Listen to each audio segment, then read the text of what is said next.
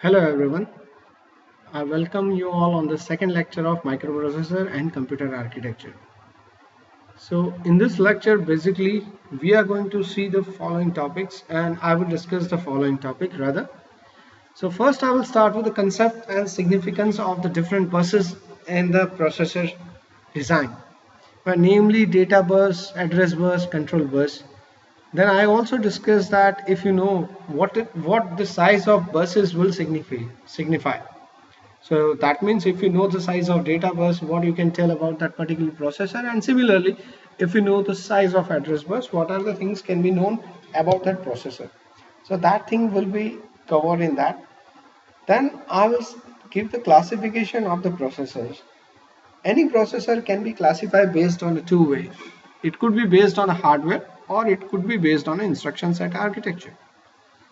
So on the base of hardware classification, normally we are looking towards the how much memory that particular processor has, or it be precise how much physical memory is available for any processor to write a program and to write data and for all the other tasks.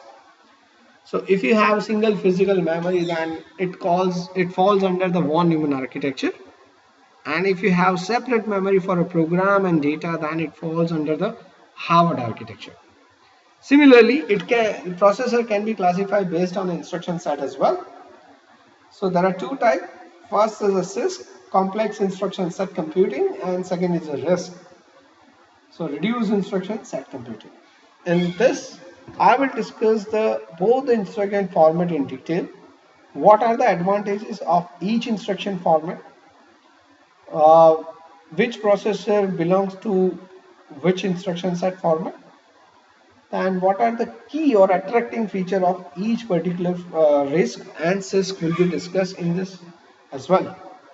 Then I will start with the Intel processor manufacturing journey from Intel 400 till today, in which I will discuss all the Intel processors since Intel 4004 till now to highlight what are the changes has been happened and what change make the performance better or allow the processor to uh, compute more faster and uh, provide other facilities, namely concept of cache pipelining, more number of cores, then split cache.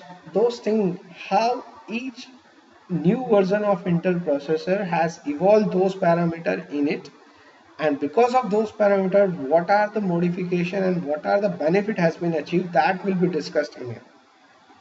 Towards the end of the session I will discuss Intel current architectures on which Intel are producing a recent processor, and the upcoming architecture as well, where I will just briefly highlight what would be the Intel's upcoming architectures. So this all I will cover in particular lecture number 2 of this subject. So happy learning. Thank you.